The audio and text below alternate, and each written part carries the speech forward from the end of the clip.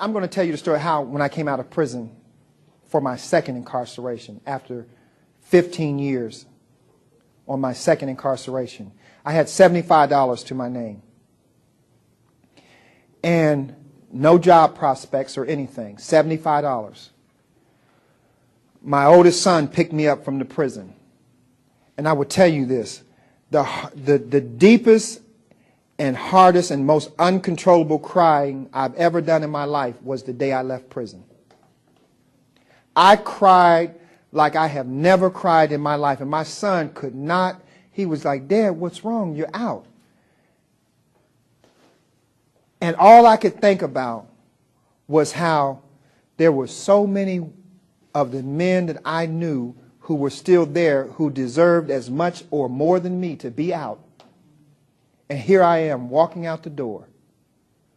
I had a cellmate that I left who was there for a wrongful conviction that had just not wound its way through the courts yet. And I couldn't help but be struck by the irony that here I am knowingly guilty, having premeditatedly committed the crimes for which I was in prison, and I'm walking out.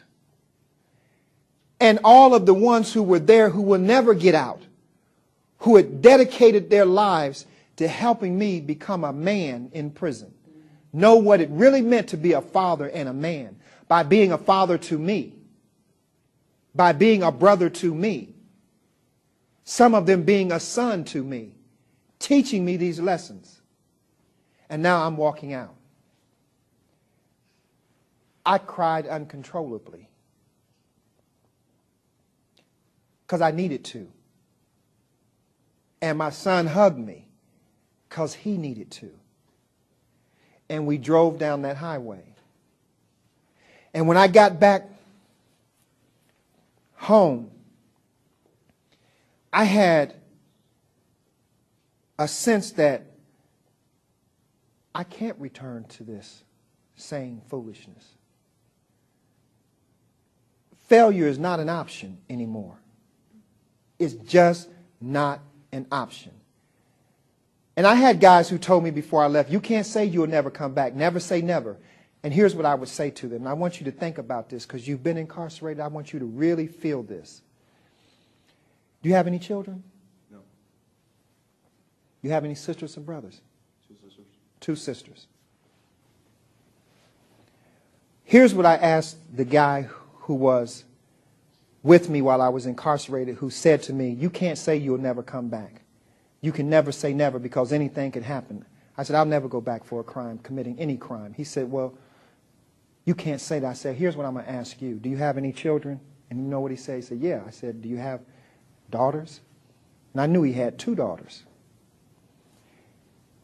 I said, let me ask you this. Why are you in prison? And he was right back to the same story. I'm in prison because I was getting money, sounding real slick. And like he said something really, flippant. I said, okay, you're in prison for getting money. Okay. Suppose I told you I'm going to give you $50 million the day that you get out. He said, $50 million? Man, you can't give me no $50 million. I said, but let's suppose it. Let's just imagine that you could have $50 million when you get out of prison. He said, okay. I said, but the cost is that you would have to molest your children, your daughter. Can you tell me that you would never do that?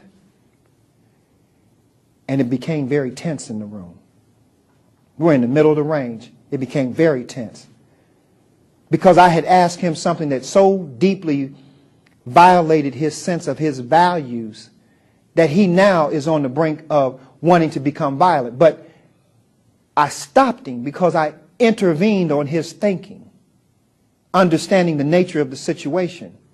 And I said, as surely as you are convinced that you would never rape your daughters, never molest your daughters for any amount of money, no matter how much it would be, I'm telling you, I'm that sure about never coming back to prison, no matter what trinkets are put in front of me. And until you get to a place where failure is not an option, where going back to prison for no amount of cars, clothes, jewelry, money, anything that you can imagine that would be put in front of you, until you get to that place, you've not yet matured to the spiritual level of strength that you need to face the challenges that are out here. So I'm going to say to you, as an older brother, to a younger brother, as a father to a son. Don't ever, ever, ever believe that anything out here is worth more than your freedom. And I'm not talking about freedom as in jail or out of jail. I'm talking about the freedom of your soul to be well, for you to be in a place where you can look in the mirror and say, you know what? I love me. And I love me so much that I'm able to feel connected and to love others. That's how I've stayed out. That's how I've endured the streets. That's how I've overcome the temptation to go back out there and sell some drugs and get high and do all those things. You understand me?